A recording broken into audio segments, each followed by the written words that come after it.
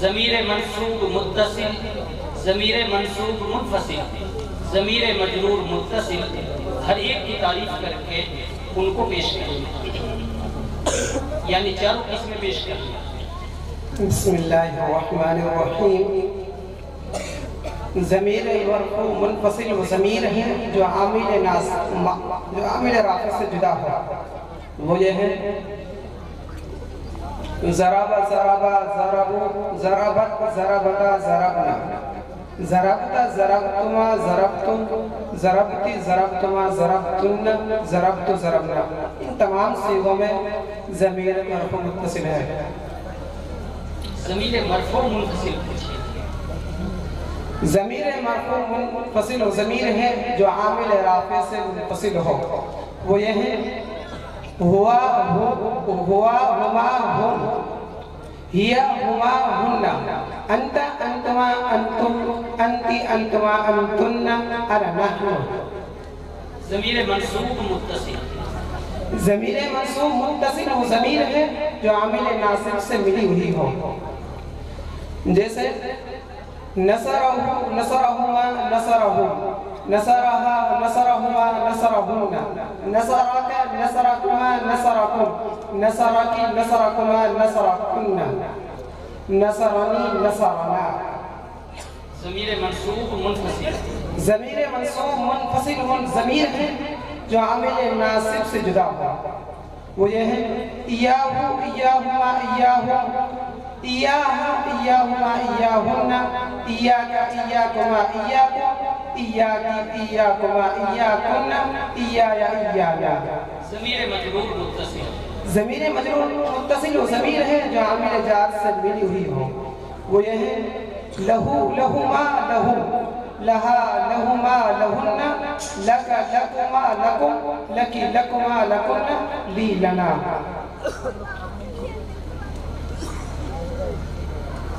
السوال، آپ صفحہ 102 کھولیے۔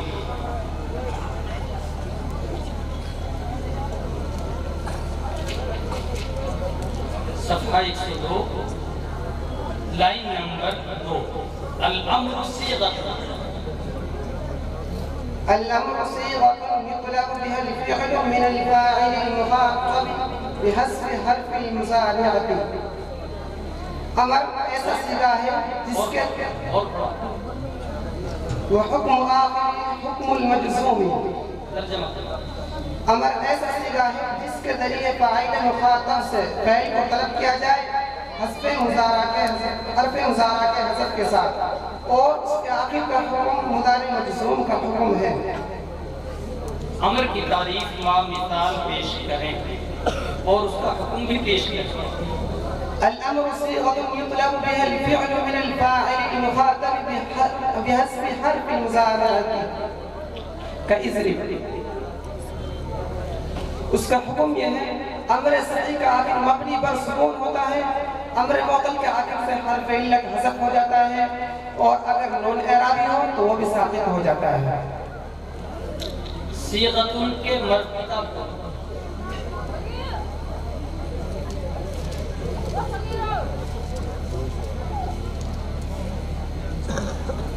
اسی عبارت میں صیغۃ کے مرفوع ہونے کی وجہ بیان کریں۔ الامر صیغۃ، صیغۃ مرفوع ہے خبر ہونے کی وجہ سے۔ اگر یہ خبر ہے تو مبتدا خبر میں مطابقت نہیں ہے۔ الامر صیغۃ، صیغۃ کے اندر کوئی ایسی ضمیر نہیں ہے جو مبتدا کی طرف لوٹ رہی ہو۔ دوسرا جواب، صیغۃ ایسا لفظ ہے جو مذکر اور مؤنث دونوں کے لیے یکساں ہے، لہذا مطابقت کی ضرورت نہیں ہے۔ مصنف نے امر کی تعریف میں بحذف حرف مضارعات کی قید لگائی ہے، جس سے معلوم ہوتا ہے کہ امر میں حرف مضارع نہیں ہوتا، حالانکہ امر حاضر مجہول، امر غائب، امر متکلم میں حرف مضارع ہوتا ہے، لام جیسے لیضرب، لتضرب، لتضرب، تو اس کو امر کہنا کیسے صحیح ہے؟ حضرت مصنف نے امر کی تعریف میں بحذف حرف مضارع کی قید اس وجہ سے لگائی تاکہ معلوم ہو کہ امر حقیقی تو صرف امر حاصل معروف ہی ہوتا ہے جس میں حرف مضارع نہیں ہوتا۔ امر حاضر مجہول، امر غائب متکلم ادھر حقیقت امر نہیں ہوتے بلکہ مضارع باللام کے صیغے ہیں، اور لام امر کی وجہ سے مجزوم ہوتے ہیں، اور لام امر کی وجہ سے ان کے طلب کے معنی پیدا ہو جاتا ہے، اس لیے ان کو مجازاً امر کہہ دیا جاتا ہے۔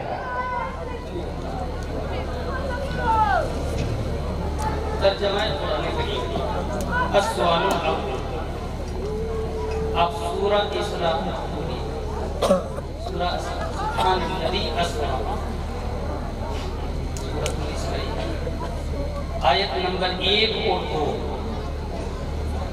اعوذ باللہ من الشیطان الرجیم، بسم اللہ الرحمن الرحیم، سبحان الذي أسرى بعبده ليلا من المسجد الحرام،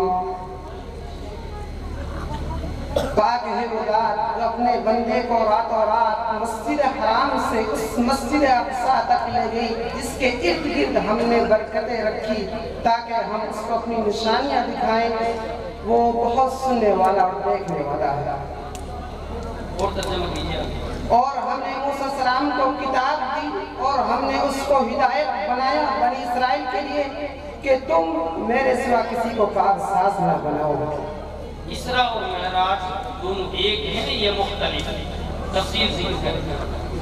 اسراء اور معراج دونوں مختلف ہیں۔ اسراء مسجد حرام سے مسجد اقصی تک کے سفر کو اسراء کہا جاتا ہے، اور مسجد اقصی سے سدرۃ المنتہا تک کے سفر کو معراج کہا جاتا ہے۔ آپ علیہ السلام کی معراج منامی ہے یا جسمانی؟ صحیح قول کے مطابق آپ صلی اللہ علیہ وسلم کی معراج جسمانی ہے۔ آپ صلی اللہ علیہ وسلم کو اللہ تعالیٰ کی طرف سے کتنے تحفے ملے تھے؟ آپ صلی اللہ علیہ وسلم کو معراج میں اللہ تعالیٰ کی طرف سے 3 تحفے ملے تھے۔ نمبر 1 نمازوں کا تحفہ، نمبر 2 سورہ بقرہ کی آخری رکوع، نمبر 3 امت محمدیہ کی خصوصیت کہ نیکی کی نیت کرنے پر بھی انہیں ثواب کیا جائے گا۔